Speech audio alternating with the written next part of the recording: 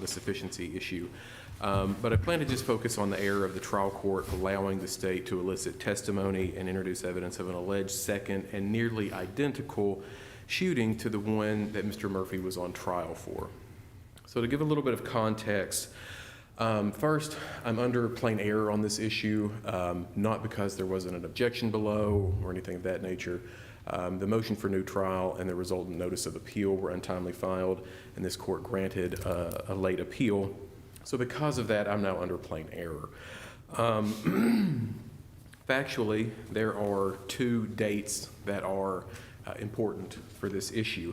The first is September the 25th of 2019. That is the first shooting incident. There are two victims there. Unfortunately, once it comes to their injuries, Mr. Ramirez, I believe, though, survived, and he did testify at trial. And the September 25th, 2019 date is the shooting incident. That is the subject of the trial. The other date is October the 4th of 2019. It's a little over a week later. It's the date when Mr. Murphy is arrested. There is also a second shooting incident that takes place on October the 4th that Mr. Murphy is also subsequently charged with. And the September 25th and the October 4th dates track along kind of at the same time, but September 25th is the first one to go to trial. So at that time, October 4th was still just a pending charge. And then from the legal side, there are two rules of evidence that are at play in this case. We have Rule 404B and we have Rule 705, and both of these relate to a violation of a clear and unequivocal rule of law that I have to meet. 404B, we deal with a lot, generally prohibits evidence of bad conduct, character evidence. 705, as relevant here, allows for the cross-examination of an expert witness as to the basis of their opinion. But both of these rules still require that the evidence or the proposed testimony be excluded if its prejudicial effect outweighs its probative value. We don't have any qualifier. You would concede under 404B that there is a non-propensity evidence for offering the evidence of the second shooting. And we're only really focused on the balancing. Is that right? Yes, Your Honor. The state argued at trial that it went to intent, that the proposed evidence would have gone to show Mr. Murphy's mens rea to commit either attempted murder or murder. Or even more probably to test the testimony of Dr. Caruso that he was unable to form premeditation. So that, I think, invokes more of a 705 issue as opposed to a 404B. That's still a non-propensity purpose, though, for Rule 404B, though, right? Yes, Your Honor. Okay, so really under 404B, we're only really talking about the balancing at that point. That's correct, Your Honor. It essentially boils down to the balancing analysis for either 404B or 705.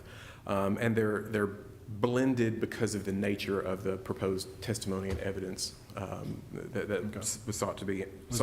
Was there a curative instruction, not a curative instruction, was there a jury instruction given at the time that the evidence came in?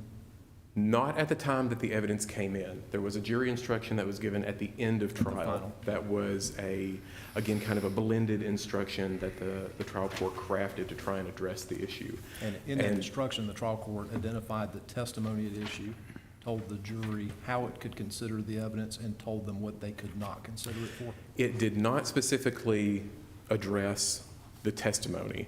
It did not say there's been testimony given relating to another shooting incident on October 4th. So it did not say that. It just says if you find that Mr. Murphy committed another offense, basically, you can only use that for the limited purpose of evaluating the doctor's ultimate diagnosis. And you may not consider it for any other purpose. Yes, but it doesn't specifically call out what the other offense was. Does that make the instruction ineffective?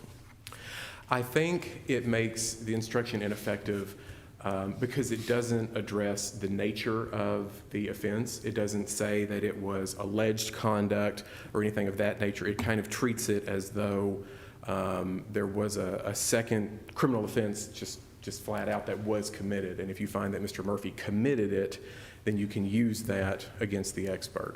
So I do think that there is a flaw there that would that would nullify its curative effect to the jury. If the trial court had given an instruction that specifically identified the second shooting that occurred 9 days later in the jury instruction, would that have actually been more prejudicial to the defendant?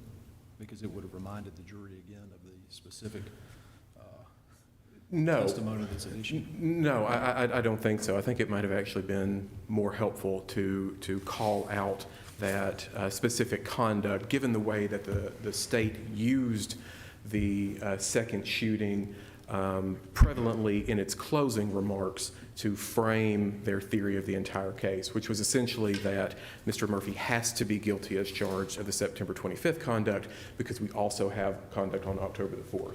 So I think if that had been clearly delineated to the jury, that there is a specific issue with all of these references that were made to October the 4th, that might have been more curative than So just when a you said the general- state used it during closing argument, did they not use it more of to negate the, not insanity, but,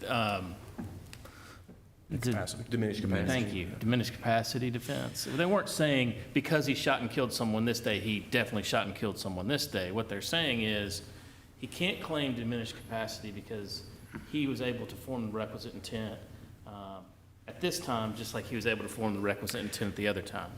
I don't think so. I think that it was used both ways by the state, and that's because you have reference to the second shooting as it comes up under Dr. Caruso's testimony, but then you also have it brought up through the state in their closing remarks So through you're saying other they- evidence that was You're saying presented they to the argued jury. it, they argued straight up propensity. He's shot someone once, he's definitely gonna shoot someone again. I think that they did both, quite honestly. I think that they said one cannot believe Dr. Caruso when he says that Mr. Murphy was in a manic state and therefore had diminished capacity on the 25th because another incident happened on October the 4th.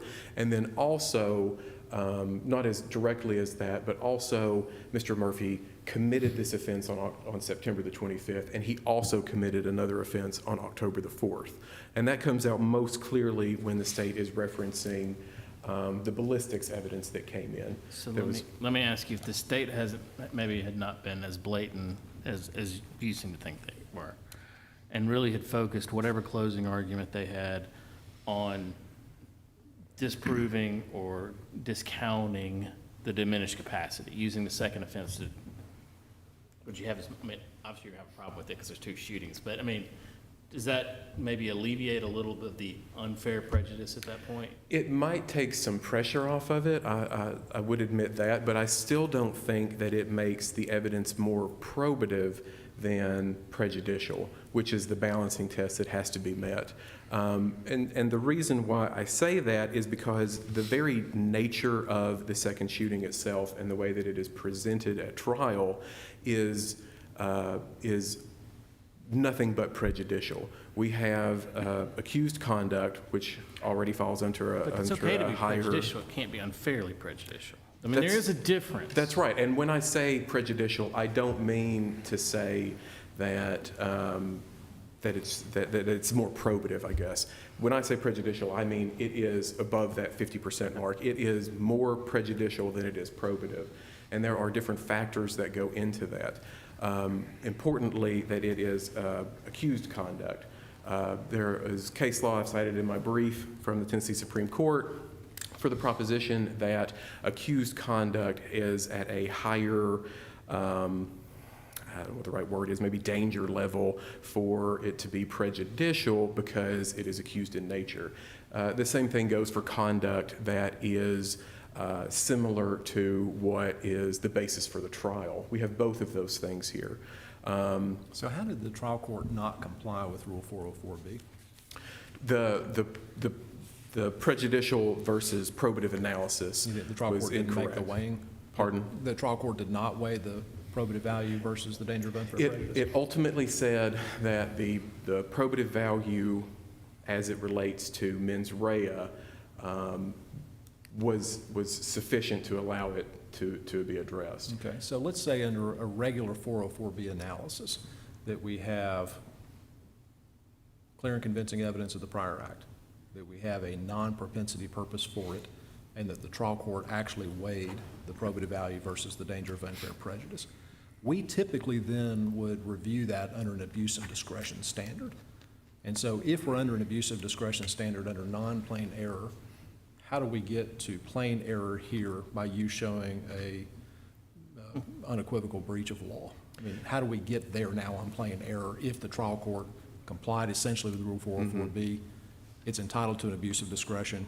How do we get to plain error here? Because plain error very rarely is found when you have an abuse of discretion standard. That's true, but I think that we meet it here, and it's because conducting the balancing analysis and considering all of the factors that were at play, which the trial court didn't do, shows that this is more prejudicial than it is probative. So as I've already said, we have alleged criminal conduct.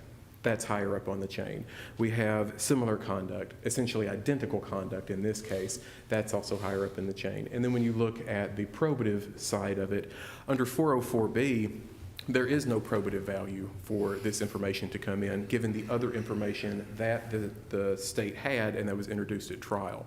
You have a confession, you have ballistics, you have an eyewitness testimony, that sort of thing. So there's no additional probative value that comes from bringing up the fact that there was a second shooting. Sure, I thought that you and I had agreed early on, and this is why I asked the question early on, was that testing the expert's opinion, Dr. Caruso's opinion, was a non-propensity purpose that would be valid under 404B. I thought we had agreed on that. And maybe I misinterpreted that question there. I would say that they are two, so they are very closely related, that is true, but they are two distinct rules, and they are two distinct purposes behind them. Under 404B. Except that, under 404B, the listed items are not exclusive. It is true that we have case law that says we need to be suspicious of non-listed items, and I think we should be, but they're not exclusive.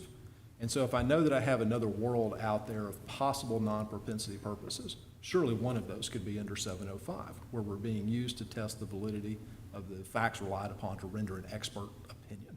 And that has to be given pretty high probative value, my guess would be, is it not?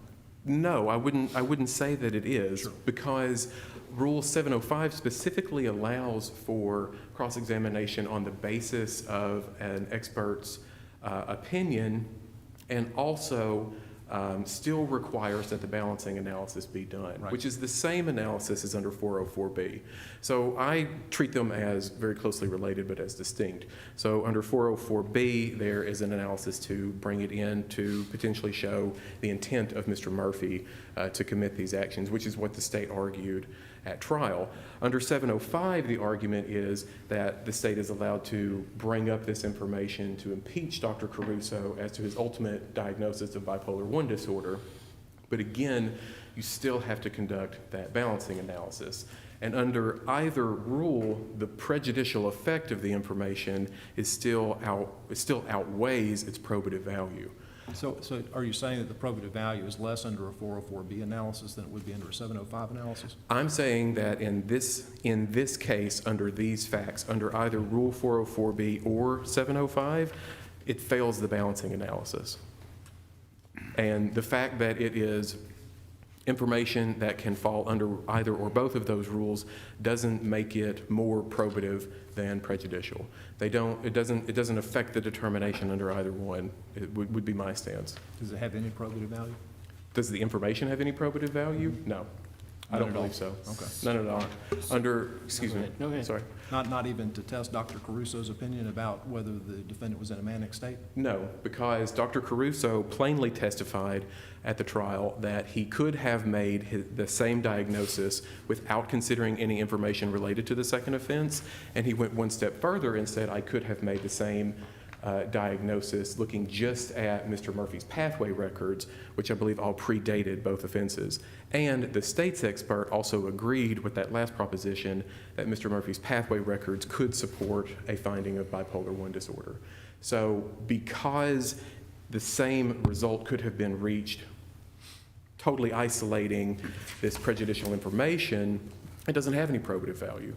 The same analysis could have still been applied, the same credibility attacks could have been made without introducing such prejudicial information. So, because we are traveling under plain error, you still have to show the substantial, you still have to establish substantial justice. And as you just mentioned, you got an eyewitness. There is excluding this proof, let's just exclude the second shooting.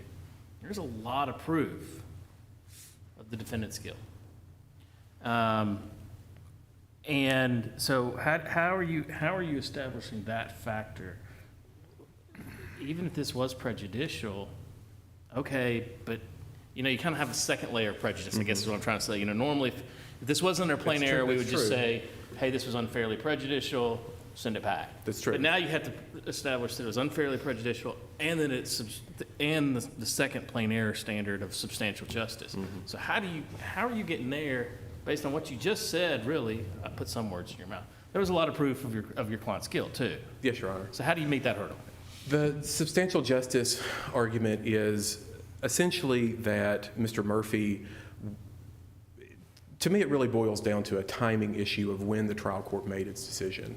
Had the trial court made this decision on the front end, when the issue was first raised of whether or not the state was going to be able to cross-examine Dr. Caruso specifically about the existence of a second shooting, then that would have allowed Mr. Murphy then to essentially have a defense or evaluate his defense as it relates to this trial. But because, and under abuse of discretion, I don't think that would have been, that really would have mattered here, but because I'm under plain error, I think that refusal of the trial court on at least 2 occasions to make a decision about this issue before the doctor testified to the jury impacted Mr. Murphy's ability to then get a fair trial, essentially, because it's an issue of basically opening Pandora's box. You don't know what is going to come out of there when you call the doctor up to testify, because the judge will not make a decision. And he kept saying, until I hear his testimony, until I hear him testify to the jury.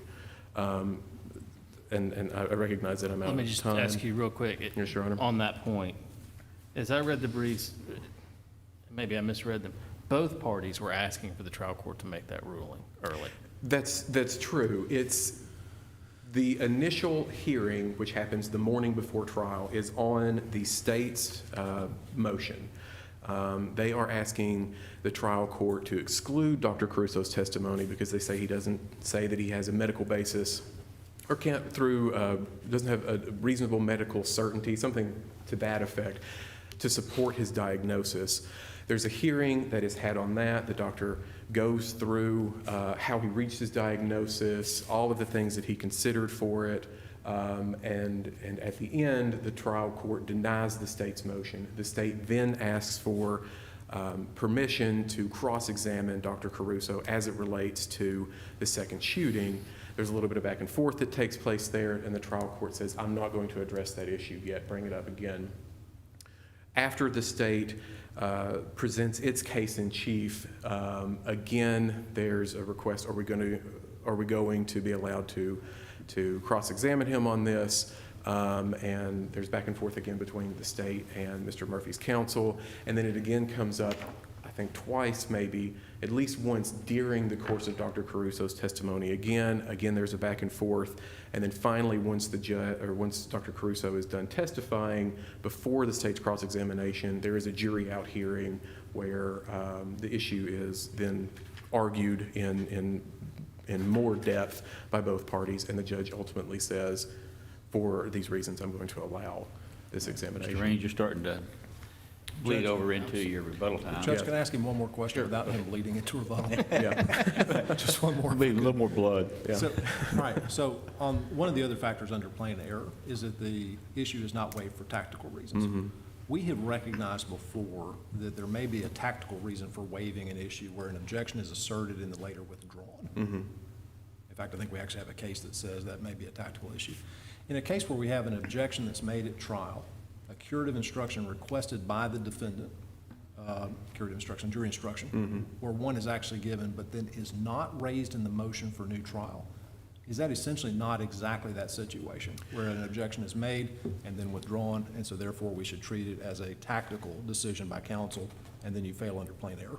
I will be honest, I don't know I can't recall off the top of my head what were the issues that were raised in the motion for new trial. I do know that the motion for new trial was eventually withdrawn by counsel once he realized that it was untimely filed. He had missed the date on that, and as well as the notice of appeal. And the trial counsel, I believe, made filings with this court that you can take judicial notice of, where it's my understanding that there was a potential plea agreement contingent upon whether an appeal was taken or not. So it wasn't raised and then withdrawn for tactical reasons. It Was it asserted in the original motion for new trial? I honestly, I don't know. I do not know, Your If it were Honor. not originally asserted in the motion for new trial, the one that was later withdrawn, I mean, this would kind of be a tactical decision, right? Where you're going 10 rounds in the trial court, at trial, you lose.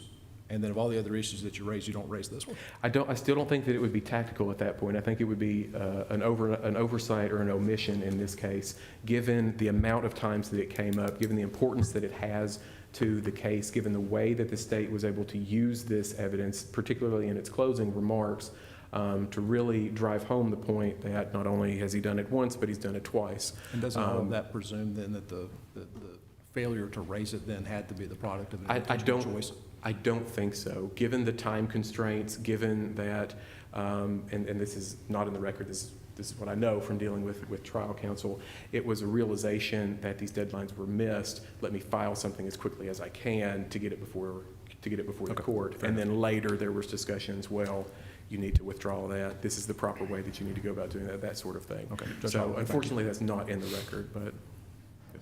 All right. Thank We'll you. give you a 3-minute transfusion at the end. Thank you. I appreciate that. Thank you. Terry? May it please the court again, Brent Cherry for the state. I think the facts are important here, and if I'm I'd like to just run through these quickly. Sometimes I get up here and I talk kind of fast, so if I go too fast, please slow me down, and I'll try not to do that so much. Afternoon of September 25th, 2019, Joe Ramirez texted the defendant to see if he would buy a .40 caliber Glock handgun that Mr. Ramirez had. Ramirez and the defendant had been friends growing up, and they were both friends with another man, Julio Almaraz. After texting, the defendant and Ramirez spoke on the phone, and then they agreed to meet for the sale of the gun from Ramirez to the defendant and to smoke some weed. They agreed that Ramirez would bring the gun to the defendant at the Scottish Inn where the defendant was staying at the time, and Mr. Almaraz drove Mr. Ramirez in his car to that location. The defendant met with the man in the parking lot. The defendant bought the gun. The man smoked some marijuana, and then the defendant asked the men to take him to his grandmother's house on the east side of Jackson, gave Almaraz $15 or maybe $20 for gas. Ramirez testified that everything seemed calm, just normal.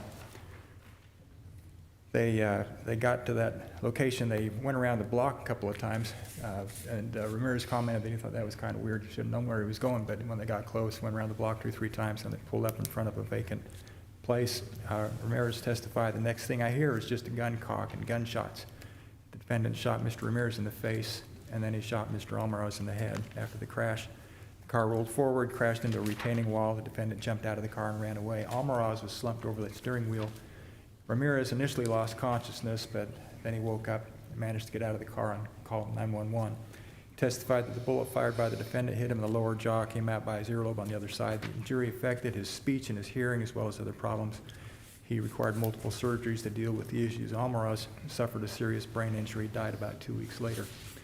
At trial, the defendant called Dr. Keith Caruso, a forensic psychiatrist, who opined that at the time the defendant shot Almaraz and Ramirez, he was suffering a manic episode that precluded him from being able to form the requisite culpable mental state from premeditation.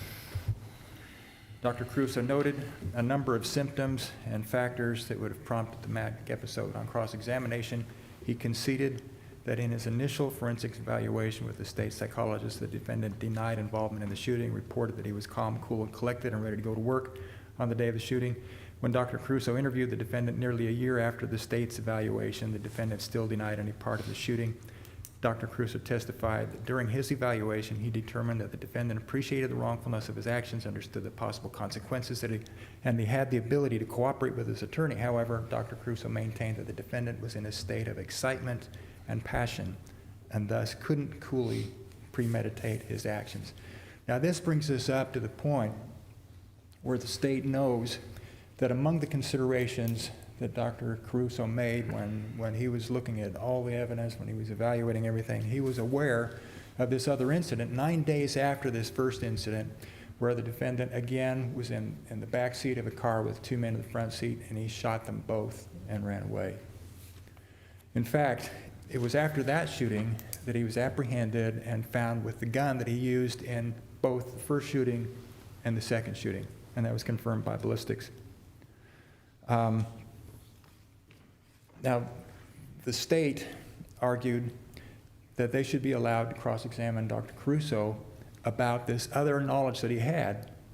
When they looked at this in the hearing out of the presence of the jury, Dr. Caruso maintained that yes, this was similar, but the defendant had the same manic episode that simply lasted for 9 days. And it wasn't until after the second shooting that he came out of the manic episode. Now, of course, the state asserted that this is important for us to challenge the opinion of Dr. Caruso.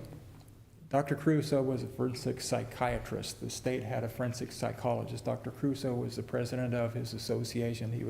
He had a really good curriculum vitae.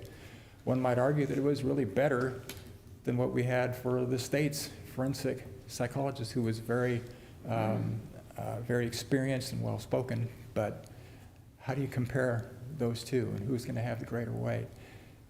The state wanted simply to challenge Dr. Caruso on this additional consideration. Now, at this point, we're not talking about whether or not the defendant shot these men.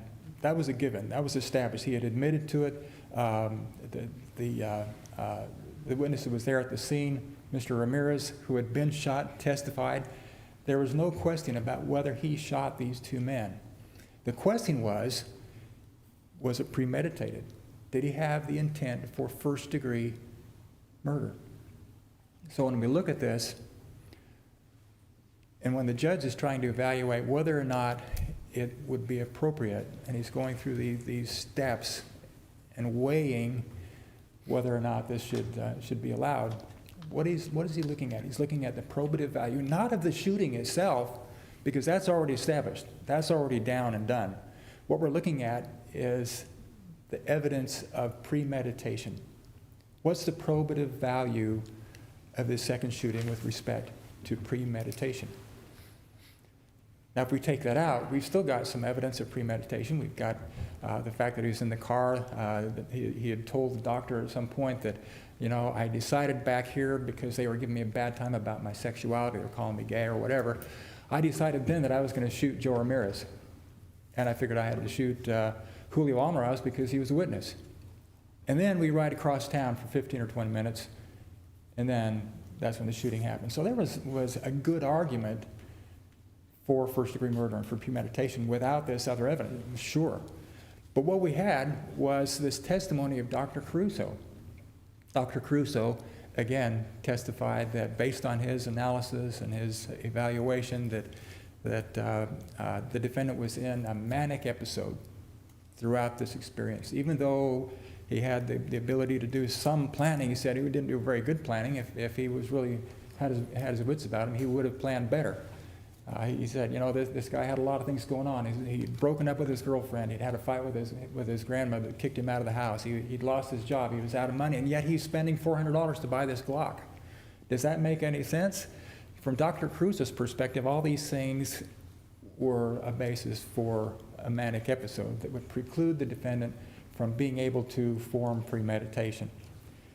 But let's add this other factor, and well, wait a minute, Dr. Caruso, how do you square the fact that he did almost the identical crime 9 days later with two other men with the same gun in the back of the car, shooting them both in the head? How do you square that? Is that not a fair question, especially when we're only talking about the element of premeditation?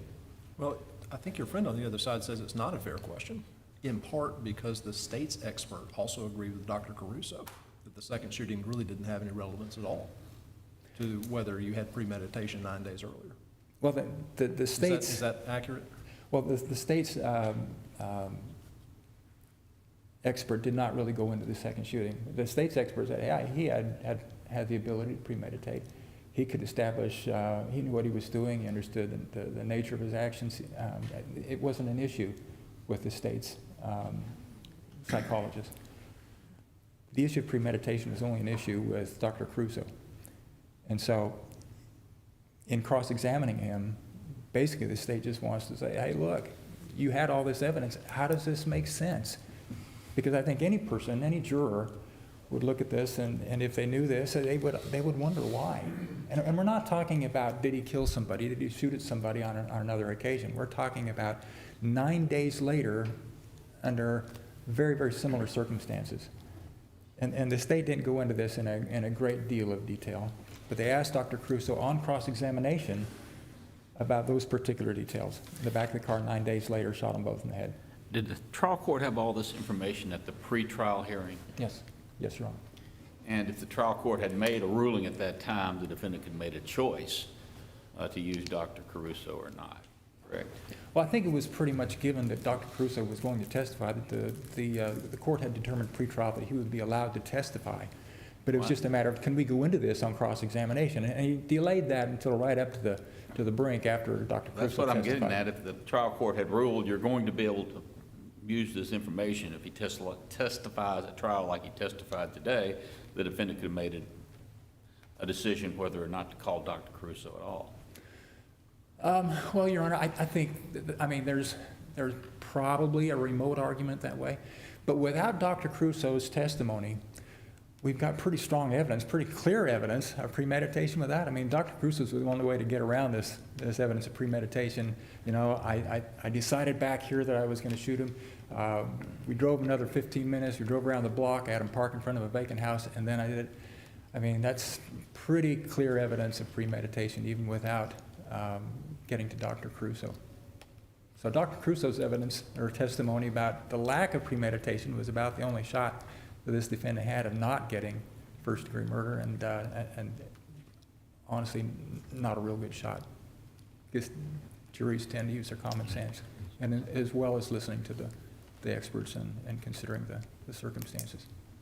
So your argument's been focused on the probative value of the evidence. Your friend's argument on the other side was focused on the danger of unfair prejudice.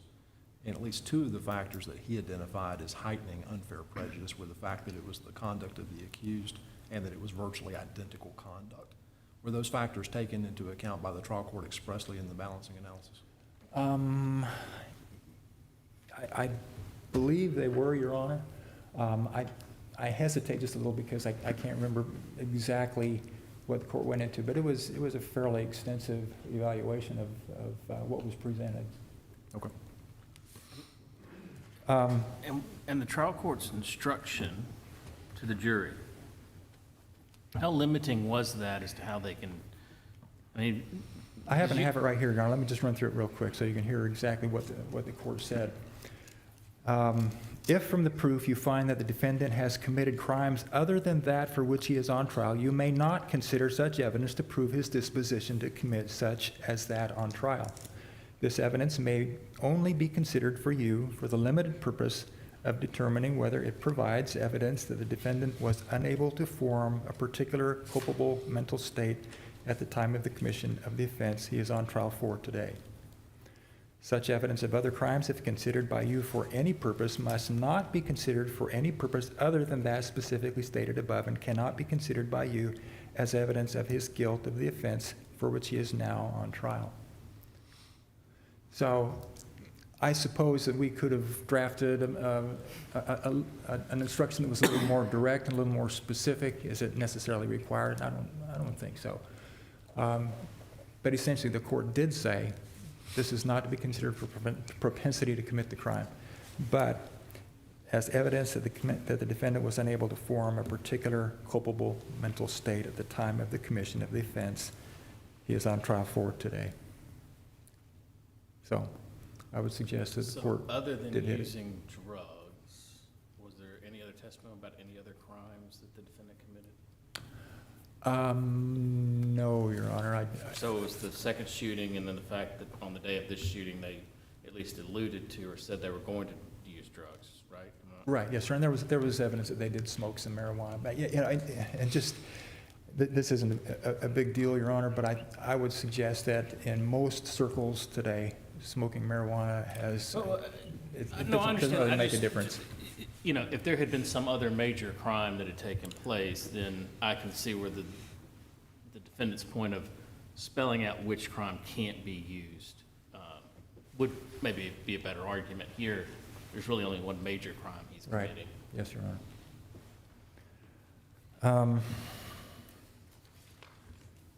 Let me just kind of jump to the end here, because I think the court has heard a lot about this, probably more than that they wish to hear, but I would just note again that this is raised initially under Rules 703 and 705, the state wanting to inquire into the underlying facts or data considered by an expert in forming an opinion. Judge Atkins did apply the steps of Rule 404B to determine whether this evidence of the subsequent shooting should be allowed before the jury. The court conducted a hearing outside the presence of the jury. The court determined that there was a material issue other than propensity to commit criminal acts, and the court clearly stated that the issue of relevance was, quote, the mens rea issue and whether or not the defendant has the requisite ability to form the mental state necessary to constitute the offense, unquote. So we laid that out very clearly. The court found clear and convincing evidence that the defendant committed the second shooting, noted that the defendant had admitted the shooting and that he was arrested near the scene of the second shooting with the gun that was used. And last of all, the court found that the probative value of the evidence outweighed its prejudicial effect. Dr. Crusoe relied on the evidence of the second shooting in forming his opinion, and he said, I just don't see how we can get to a fair and just resolution of the mens rea issue without the entire facts and circumstances the doctor used to make his opinion. Dr. Crusoe opined that the defendant could not form premeditation because of the manic episode, and yet he was still in the same manic episode 9 days later, according to Dr. Crusoe. Is that last finding, is that supported by the evidence? So if the finding is that Dr. Caruso relied upon the second shooting in forming his opinion that the defendant could not premeditate murder, it's actually just the opposite, right? That Well, Dr. Caruso said that he could not form premeditation in September and that the later October shooting was irrelevant to that analysis. That's an interesting, in fact, I was thinking about that myself, Your Honor. In forming his opinion, he looked at a number of different factors that supported it. And I guess you could make the argument that when we're looking at this analysis, that's as far as we go. But principles of fairness and justice would suggest that you also consider the factors that would weigh against it. So did Dr. Crusoe rely on these other elements? Well, he certainly should have. If he didn't, if he knew about them, would that factor into his analysis? And when we get to the cross-examination phase of this, considering that that was all in the pot for him to cook and to look at and to digest in making his opinion, it's a fair question to say, how does this square with everything else? So How could in this? other words, the opinion would have been incomplete had there not been consideration of the October shooting? Exactly, exactly. So, to preclude the state from inquiring about this other shooting during Dr. Crusoe's testimony would be extremely unfair and would avoid a gaping hole in Dr. Crusoe's opinion. The burden would and should be on Dr. Crusoe to square the defendant's repeated criminal conduct with his opinion that the defendant could not premeditate. Under plain error, A, the defendant fails to show that a clear and unequivocal rule of law was breached. B, a substantial right of the accused was not adversely affected. Judge Atkins complied with Rule 404B to ensure that the evidence was properly presented.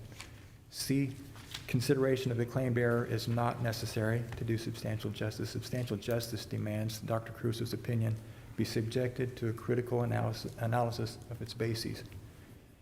If he has an opinion, he should be required to face the evidence that doesn't square with it. The state would encourage this court to affirm the judgment of the lower court. And if there are no other questions, Thank you, Mr. thank Chair. you. All right, Mr. Raines, rebuttal? Thank you.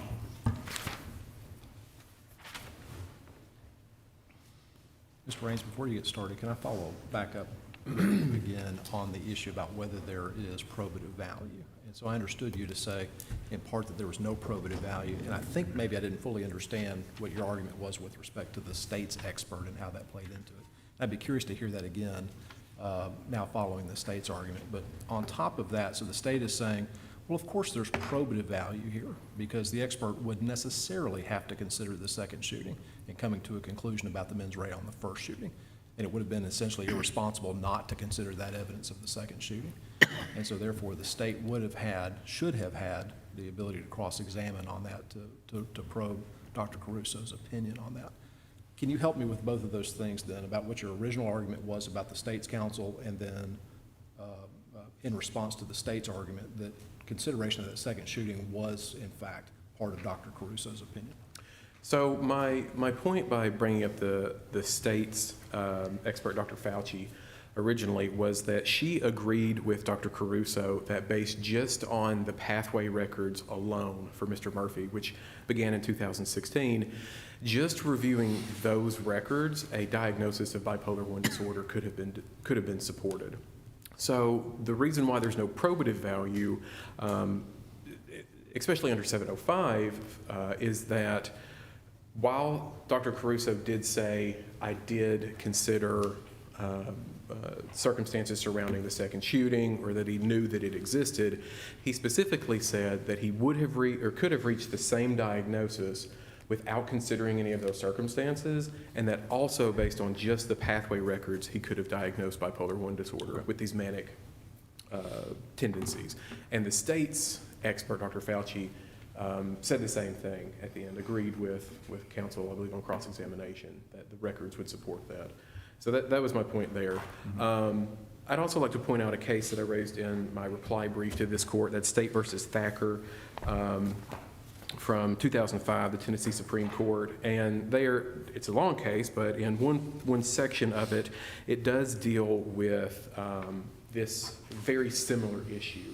So it was actually Dr. Caruso had been retained by the defendant to testify. This was at sentencing regarding his mental status at the time that he committed an offense. And part of what he considered there were apparently 2 other murders that had taken place in other states. And there, the trial court recognized the unduly prejudicial effect that information would have and foreclosed the state from questioning that. And the Tennessee Supreme Court upheld that and said that was fine. They said that the trial court allowed Dr. Caruso to testify about the defendant's bipolar disorder and substance abuse without being subjected to cross-examination regarding the defendant's prior commission of murders in Missouri and Oklahoma. By doing so, the trial court avoided any potential prejudice that would have resulted from revealing the defendant's prior crimes. Accordingly, we could conclude, that the trial court did not abuse its discretion. So I don't think that that's governing here because, again, I'm under a different standard. This is also sentencing. We're at the guilt phase, but I do think that is something that this court can take into consideration. I'd also just like to, I've got 30 seconds left. I think I've made enough of my points that I'm actually over time. I apologize. So at this point, getting used to these lights still, at this point we would just ask that this court reverse and remand for a new trial. Thank you. All right, thank you, Mr. Raines. Thank all counsel for this afternoon. Good briefs, good arguments. With that, we are adjourned for the day. We'll be back in the morning. All right.